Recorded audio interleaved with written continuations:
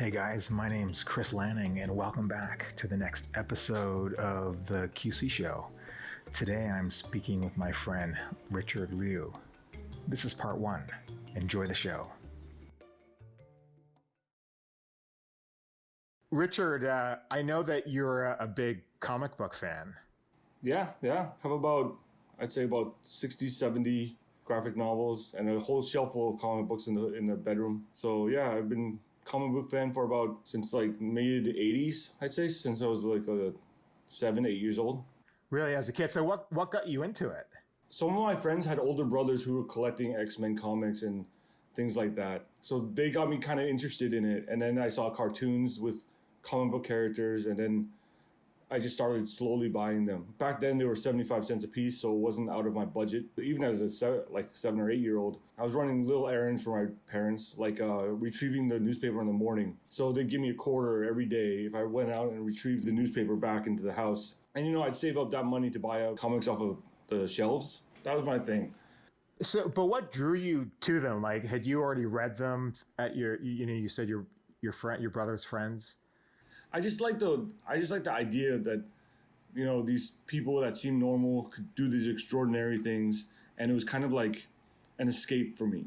Everyone that read comic books, especially the X-Men comic books, when they're coming of age and going through puberty and that, the dream was to, become a mutant and have powers when that's what goes on in everyone's imagination. I don't know if you know the strip Foxtrot.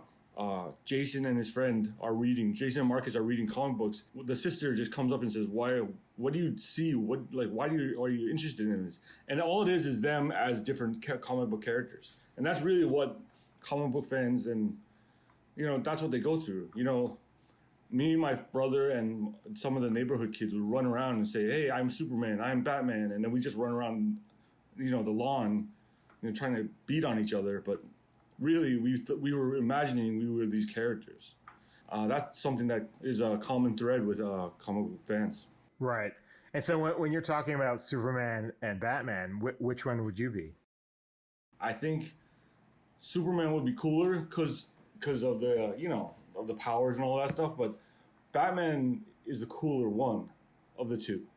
He's the genius billionaire who's like this great athlete and he's so dark and he's edgy, and so he's the cooler one of the two.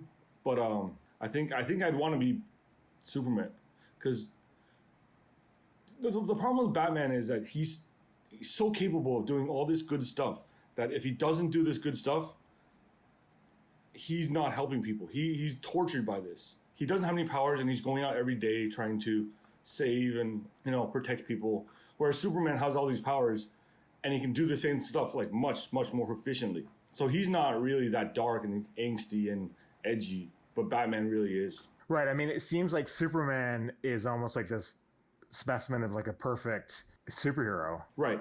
These two superheroes are kind of interesting because they've been around since the 1930s. And one of the problems is, there's only a certain number of stories that you can write before you start kind of rehashing the same thing with different villains.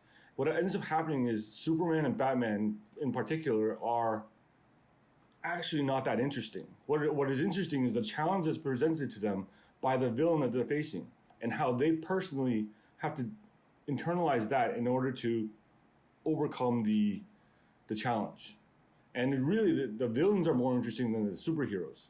Like Superman, at his most powerful, 30, 40 years ago, at his most powerful, he could move planets, he could, what bank robber is going to challenge that? That's not interesting to see him versus a bank robber. The challenge back then was how do you depower Superman but still empower the villain without giving the villain the victory? That's a fine line that they had to walk. Right. And did you feel like my introduction, I guess I read the comic books a little bit, but my introduction was really in the movies. When a new comic book movie comes out, I turn on the geek factor 100%. For example, the new Batman, the new Superman movie that came out 10 years ago or so, I walked out of that thinking that was a masterpiece.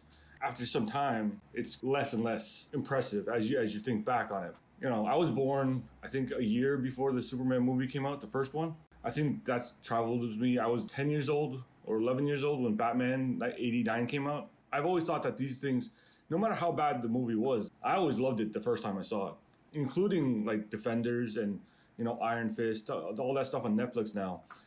Even though I know it's going to be panned and people are going to hate it, for the first time for me watching it is always fun. It's always fun to see the characters that you grew up with brought to life on screen, whether a big screen or small screen. Do you feel that in the movie they're respecting the comic book? Because there seems to be there's a lot more in the comic book. Obviously, there's years, right? And they can only put so much in a movie like Superman or Batman. I mean, I view it as another creative team taking on the character versus saying this is a movie adaptation or what have you. Every time that a creative team changes on the comic book, and there have been multiple books, so you're talking thousands and thousands and thousands of comics. Each team has its own interpretation of what the Dark Knight is. For example, in the 60s, he was a campy, bright-colored. 80s, he was dark and angsty. 90s, he was going through the anti-hero thing.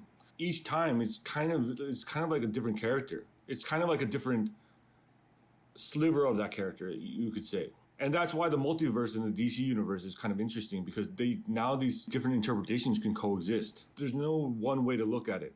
It's like looking at the world through a prism. You get slices of life, but then in another perspective, you get another slice. These characters, the reason why they're so important, and the reason why they're so long-lasting is because they can mean different things to different people while still being the overall archetype. You could look at iterations of Batman, iterations of Superman. Sometimes Superman has a living father from Krypton, sometimes he's dead, sometimes his parents on Earth are alive, sometimes they're dead. He has a Supergirl cousin, sometimes not related Supergirl, et cetera, et cetera. Same with Batman. They had to ace the Bat Hound at one point, and they take these things and they change the character.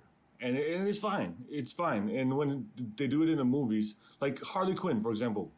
Actually, Harley Quinn never appeared in the comics before it appeared in Batman Adventures, the cartoon. It actually started there and it moved into the comics and then onto the big screen. Comics don't hold all the cards in terms of creating characters. Yeah, it is the source material, and if you respect the source material, the movie will turn out better. But you can argue, what source material are you referring to as the original, as the prime source material? Yeah, I see Snyder making Batman and Superman movies in Justice League, and personally I didn't enjoy them that much after the fact. The first time I enjoyed it, but the second time, third time, I kind of found it a little bit choppy in terms of the cinematography, I guess. But I just view it as this person has this view on these characters. They're trying to do their best to kind of bring their vision of these characters to life. And they're still recognizable as, the DC characters, but they're not necessarily the same ones that I grew up with. And that's fine. And so when you think back to, the comics, what do you think you get out of them? So when I started reading comics around 7 or 8, the language that was spoken at home was Chinese. And so I was starting, second, third grade or something like that. And we started getting into grammar. We started getting into vocabulary. I was far behind other students because I just hadn't been exposed to it. Some through TV, I suppose, some through reading. But most of it was the other kids were speaking English at home and I was speaking Chinese at home. And so my English skills were pretty lacking. But because I found comic books so interesting, and they were using words that like comics are often blasted for this, but they were using vocabulary that was like beyond what normal characters would say, but it fit in terms of literature and stuff. So I would be exposed to these words and exposed to the English language, and I was interested in it. So I kept on reading more and more and more and more. That actually helped me get interested in the English language as a subject, and inspired me to keep on reading. And this bled over into other things as well, like other fiction novels and stuff like that. In a way, that helped me learn how to speak and use English. And that's why I became interested in writing, was because I loved reading this stuff so much. Right. So it propelled you into the world of English. Kind of, yeah. Because my parents, they can speak English fine, but they weren't exactly like English scholars, let's say. They had a working knowledge of English, but they weren't. They sat me down and said, okay, if you run into any problems in math, science, or whatever, we can help you. If you run into any problems in history, English, or the humanities, it's going to be tougher for us. And to their credit, they signed us up for like those tutors and stuff like that. They did what they could, but the real interest came from reading and this medium. Right. And then later you could tell them if they needed help with, understanding the comic book movies, they could talk to you. They don't watch those. Hey guys, so that's it for another episode of the QC Show. Hope you enjoyed it. And please don't forget to subscribe if you'd like to receive updates, and hit that like button. That's probably the best way to find out when we upload new episodes.